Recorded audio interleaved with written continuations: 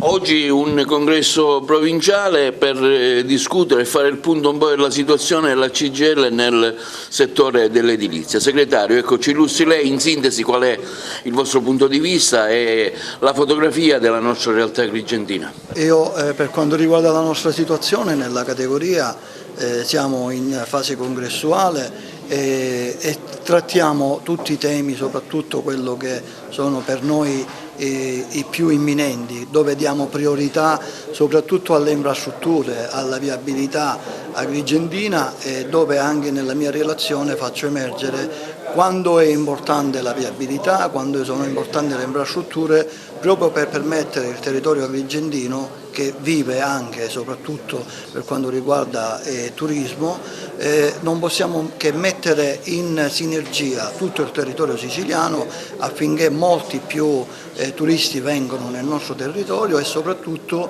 mettere in sicurezza anche quelle scuole che sono ormai diventate obsolete e poi portare avanti quel discorso che avevamo già intrapreso con le amministrazioni comunali, provinciali del territorio, con ANAS per quanto riguarda la tangenziale che darebbe una bella boccata d'ossigeno in tema di inquinamento e soprattutto parlare e non tralasciare mai quella cosa importante che è la precarietà del lavoro. Noi vogliamo che ci siano dei contratti che siano rispettosi di un lavoratore, mettendo soprattutto quei contratti ad essere sicuri. Un lavoratore deve uscire da casa, deve rientrare a casa con la consapevolezza di godersi poi la famiglia e perciò un contratto che serva a tutela dei lavoratori per quanto riguarda le retribuzioni, la sicurezza e il rispetto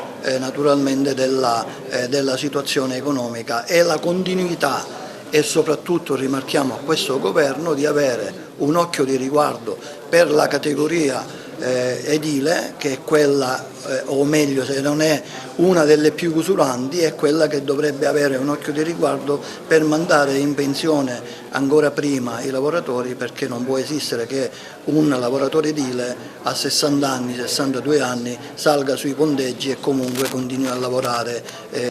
Segretario, al via i congressi provinciali della CGIL, oggi è quello del settore dell'edilizia, un settore particolarmente in crisi in quest'ultimo periodo, dove ci sono stati e si registrano purtroppo sempre parecchi disastri, vittime sul lavoro, insomma gente che perde la vita. È uno dei settori più martoriati da questo punto di vista. C'è un triste primato, in Italia 3 lavoratori al giorno muoiono, l'edilizia è quello che ha più morti. Credo che questo governo deve riflettere sulle cause e trovare una soluzione in maniera urgente, tra l'altro, non si può scherzare su queste cose. C'è gente che per arrivare alla pensione è costretta ancora a 66 anni a salire al sesto, al settimo piano, a stare sui muri. E questo è causa di incidenti mortali. L'INAIL ha distribuito dei dati davvero terribili, perché è chiaro che fa notizia il morto, ma quanti migliaia e migliaia di incidenti dove per fortuna non ci sono i morti, ma con lavoratori che si fanno male, che restano inabili. È un settore che ha pagato più di tutti la crisi economica dal 2008 ad oggi. In provincia di Agrigento spesso abbiamo letto dei dati rispetto alla chiusura di queste aziende mortificanti per noi stessi, per la classe dirigente, per l'economia.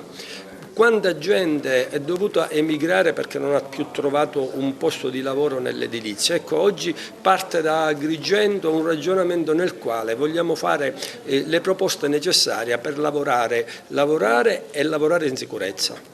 Ecco, oggi qui ad Agrigento, congresso regionale della Fillea, il quadro, la foto diciamo, della situazione regionale, lei appunto è segretario regionale.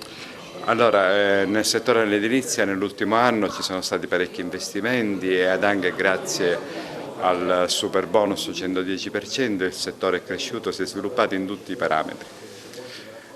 In provincia di Agrigento è cresciuto addirittura in misura percentuale maggiore rispetto a quanto è cresciuto nelle altre province e i dati rispetto all'incremento occupazionale, l'incremento della massa salariale ci danno segnali nettamente positivi. Purtroppo a causa di alcune decisioni del governo, probabilmente indecisioni, Parliamo del governo nazionale. del governo nazionale rispetto all'utilizzo del 110%, noi nel 2023 rischiamo di poter rivedere il buio della crisi. Ma a questo punto dobbiamo comunque attrezzarci per fare fronte alla crisi e mettere in moto tutta una serie di strumenti e tutta una serie di iniziative che ci permettono di ricollocare i lavoratori anche nelle attività che via via verrebbero emergendo. Allora, le attività potrebbero essere parecchie, sono quelle legate alla riqualificazione urbana, alla valorizzazione dei nostri centri, alla riqualificazione delle periferie, al rifacimento delle scuole che sono in una condizione di assoluto degrado, al rifacimento degli edifici pubblici, alla loro messa in sicurezza. Chiaramente per poter riconvertire i lavoratori in quest'altro tipo di attività bisogna rilanciare le attività formative dei lavoratori rispetto all'utilizzo dei nuovi materiali da costruzione e delle nuove tecnologie realizzative. A quel punto noi potremmo ammortizzare il colpo di una crisi che ormai è incombente, visto le indecisioni del governo. Purtroppo però dobbiamo fare i conti con la politica locale che non sempre, anzi quasi mai nella nostra regione, è alle altezze dei tempi e alle altezze della necessità.